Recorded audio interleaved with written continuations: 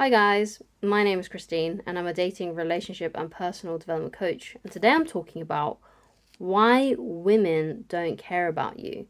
So, if you read that title and it kind of struck a chord within your heart and made you feel some negative emotions when you read that, then obviously you may have been having trouble with women in your life. It could be attracting women into your life. It could be that you've lost a woman who was interested in you before, like an ex or something, but she dumped you.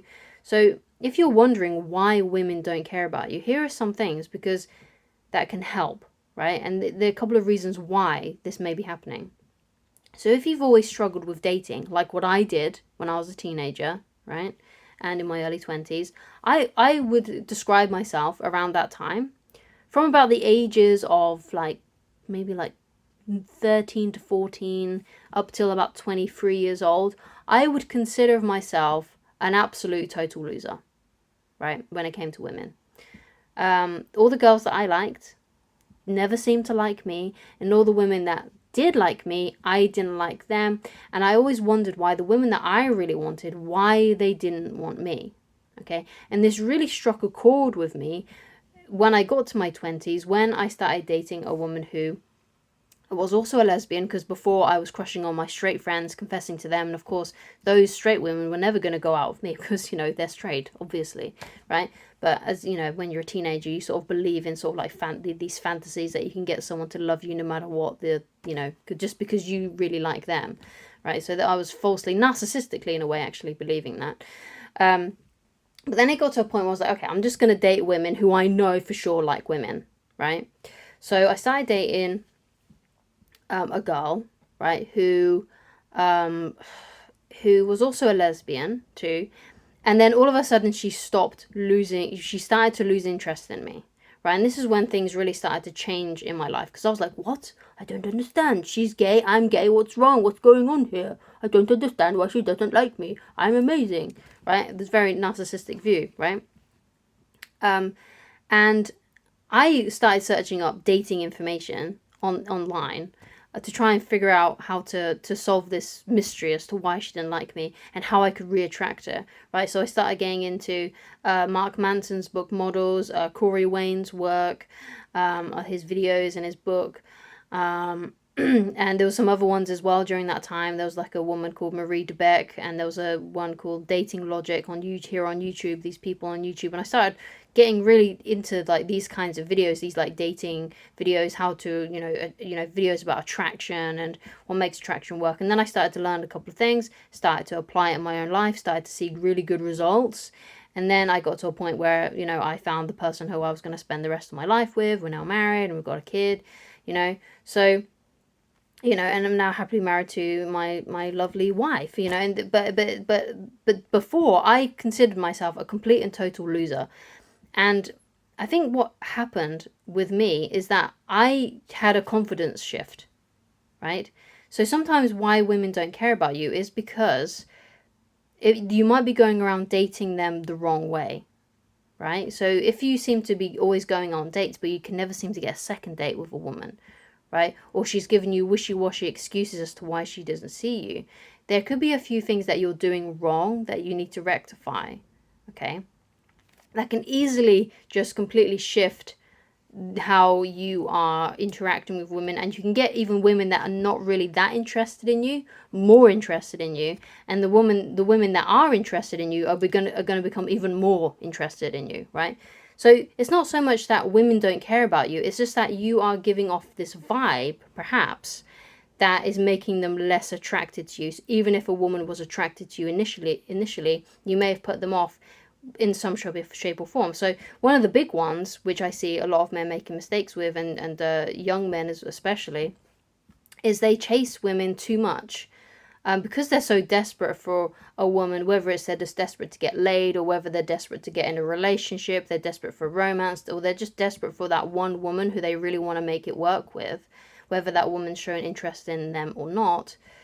One of the issues is that guys sometimes over pursue, and they're always messaging, always texting, trying to get her attention, always in her DMs, right? But what Corey Wayne says, and this is one of the things that really struck a chord with me, is when you're texting a woman that you like, when you're calling a message, or calling, messaging, whatever, you're corresponding with a woman that you like, it's always best to just use your phone as like a correspondence, right? As in like a correspondence to navigate and setting up a date, right? So you're using it as like an appointment maker rather than getting to know someone. And that was really like, whoa, I should do that. That makes a lot of sense, because then if you were just using it for that purpose of, hey, you know, let's say that's for example, you're on a dating app, right? And you start talking to a woman on a dating app, right? Instead of just sitting there just chatting to her all day, right? Ask her out, ask to meet physically, right? So that means you set up a day, you set up a time, you set up a place with her, right? So you say to her something like, hey, when are you available to hang out? Because, you know, we've been chatting for a bit, and, you know, I think actually you're really cool, and I'd really love to meet you in person and to, you know, take you out, basically. So when are you available? Right? And then she'll say, if she's interested in you too and she's serious about having something with you, then she'll say, oh yeah, that sounds really cool. Oh yeah, I'm free this Saturday. I'm free on Friday evening. You know, she'll give you times when she's available, when, you know, dates when she's available. And then all you have to do as the guy is to say, great, how about we meet on Saturday at 7 p.m. at this restaurant, and I'll just see you there. Right? And if she likes you, she'll be like, yeah, that's really good. I'll see you then. Right? And then you don't need to message anymore because you've set up the date. So if you just use your phone and texting and calling for those purposes only, to like arrange physical meetups, then you're no longer wasting time chit-chatting over the phone, because you're actually now going to be getting to know each other in person. And what you've got to remember about messaging and texting and things like that, and even letter writing, all these things have only been available to humanity for a limited amount of time. The rest of our time here on planet Earth, we didn't use letters or things like that. We were together. We were with each other physically in person all the time. That's the only way you could meet someone, was in person, right? And our brains are designed to get to know people in person, not over Messenger. So why is this? Because sometimes you might be like, oh yeah, but I really like messaging. It's like a really, like, you know, sort of like a way to get to know someone that is very, very quick, obviously, very easy now these days, because everyone seems to have a smartphone. And also it's kind of like risk-free, because you're not in person with them. You're not like they're sweating, getting nervous. Right, so a lot of people take the route of, oh yeah, let's get to know each other like through the phone first before I meet you, because I'm going to be awkward, I'm not going to know what to do, right? Right, things like that, right? So a lot of people like that route, but it's actually the weak route, because it's easy, it's convenient, right? Of course it is. So therefore it's the weaker route, it's the weaker option, right? It's making you weaker, it's making your people skills rubbish, right? And one of the reasons why this is, and sometimes you can make a lot of mistakes with women over texting as well, because, you know, you can craft a message, but how it's being perceived, you don't really know. Because you could, let's say, for example, a woman uses lots of emojis that you're talking to, but you don't use any emojis. You do proper grammar, for example. She might think, because of the way you're writing that message, that you're coming across as cold, and she might lose interest in you because you're not using emojis. Right? Just something simple like that. And things could have actually worked out for you two if you had actually physically met in person, right? Because you can go off each other's energy, you know, you know how you can read their body language, they can read yours, you can interact with each other a lot better, interact with each other physically, let's say, as well, right? So you know, so you can make a lot of mistakes actually messaging, because she can't read your body language. She may think you're coming across cold when actually you feel the exact opposite, right? So messaging can actually ruin a lot of interactions and a lot of connections that you make with women.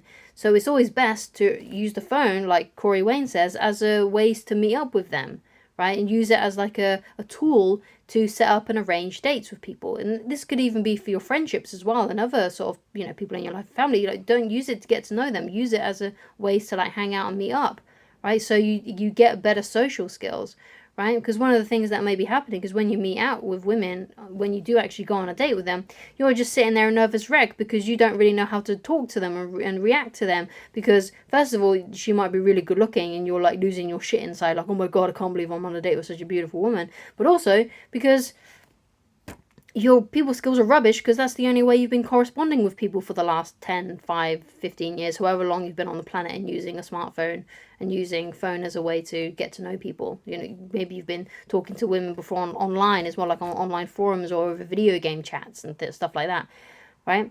So you need to get better with your people skills, right? Because sometimes that could be the way that you mess things up. And if you feel this unconfident about yourself, like you can't be away from your phone and texting and messaging all the time, then you're obviously someone who's not very confident. And women like men with confidence, right? So, you know, instead of using these methods to, you know, these texting methods and stuff, to get to know women, instead, whenever you start talking to a woman that you like online, whether it's on a dating app or something like that, then use your phone solely for just arranging to meet up with them. And you're probably going to have way more better chances with those women if you do that. And you may be thinking, yeah, but you know, modern women, they just always want to text, they always want to be on their phone, and if I stopped texting them, if I wasn't on the phone to them 24/7, they'd get really mad at me. So a woman who is not a complete Fruit Loop, right, who isn't, you know, insecure herself, who won't mind if you say to her something like, you know what, I'm not really that comfortable with, you know, texting, messaging, things like that. I'd rather get to know you in person so I can give you my full attention. But I can't do that, right? If I'm just always, you know, texting you and messaging you. I like to get to know people in person. A woman who is normal, right, and has her emotions are regulated basically, and she's not crazy, won't mind that. She'll be like, oh, okay, that sounds actually really good. That sounds really decent of you, right? So one of the reasons why women may not care about you is because you are giving off this really unconfident vibe and you're not asking them out on dates, and you're too busy trying to chit chat with them over the phone because you're worried that when you meet in person, they're going to reject you, right? And it all comes from this lack of self-confidence. So how can you build your confidence then? Because if you've got this confidence issue, then that's probably a reason why a lot of women don't seem to give you the time of day, are not interested in you. So one of the ways you can build your confidence up is by actually taking action on your goals. So get a bunch of goals for yourself, like where would you like to be in like 5 years time? Ask yourself that question, right? So where would you like to be physically, mentally, spiritually?